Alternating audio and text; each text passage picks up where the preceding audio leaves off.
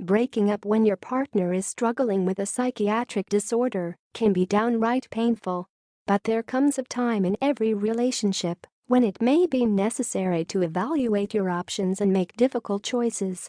No one wants to be accused of abandoning a loved one at their time of greatest need. But neither should you remain in a strained relationship with no conceivable future out of a sense of duty or guilt. Sometimes there's nothing more you can do but say goodbye for the sake of your own mental health. Before it comes to that, for your own sake and the sake of your partner, you should be sure you've done all you can to salvage the relationship.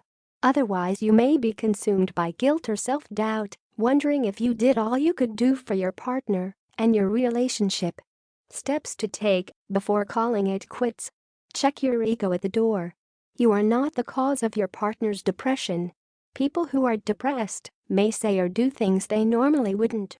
Their illness may cause them to lash out at others. As the person closest to the patient, you are an easy target. Try not to take it personally. Recruit outside help. Share your concerns with trusted friends and family members. Ask for advice and support. Take an occasional breather. Realize that your needs are important, too. Don't make any hasty decisions. Ultimately, you may find that you simply cannot continue living dealing with a depressed person. If you feel they're dragging you down too, it may be time to consider distancing yourself. This may mean anything from taking a brief respite to a permanent parting of ways. In any event, take time to weigh your options carefully before making any decisions that you will have to live with permanently. While the decision to leave or not will undoubtedly be emotional, keep in mind that decisions made in anger are rarely wise ones. Set a deadline. If things seem unbearable, consider setting a timetable for change. For example, you might decide to give it 3 more months.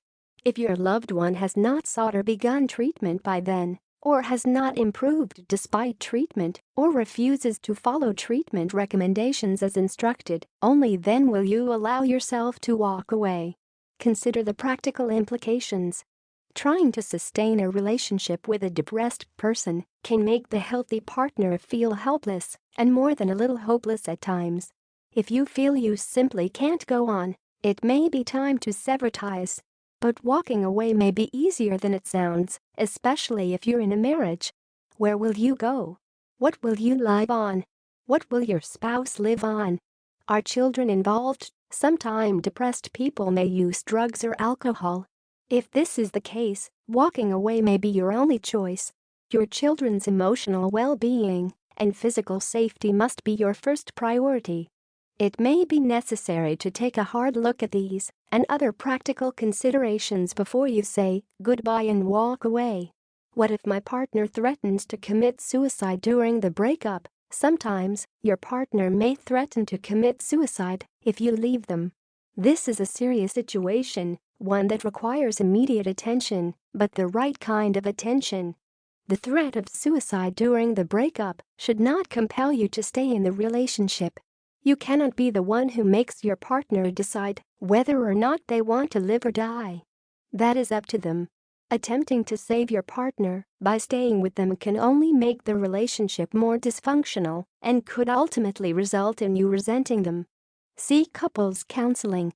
If your partner is well enough to participate, consider getting couples counseling so you can address your relationship issues before throwing in the towel.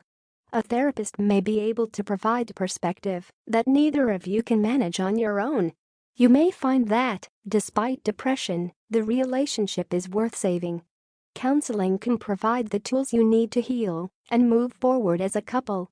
If counseling fails, at least you can walk away knowing you gave it your best shot. Finally, if you've tried everything and your relationship seems hopeless, or worse, toxic, it may really be time to walk away. Try to make your partner understand that you still care. Wish them the best, but say that you need to make a clean break for your own sake. Say goodbye and leave without regrets or excessive drama. Remind your partner to continue with his or her treatment. If you've made the effort to improve your relationship and see to your partner's health, but things still aren't working out, you can walk away without guilt. You deserve a chance at happiness too. Suicide prevention. If you think someone is at immediate risk of self-harm or hurting another person, call 911 or your local emergency number. Stay with the person until help arrives. Remove any guns, knives, medications, or other things that may cause harm. Listen, but don't judge, argue, threaten, or yell. The takeaway: the breakup of a relationship or a marriage can be a traumatic event. It's even cited as one of the events that often trigger a bout of depression in the first place. While it may be painful to say goodbye, keep in mind that breaking up can have positive results too. Research shows that keeping a journal in which you express your feelings about your breakup may help turn a potentially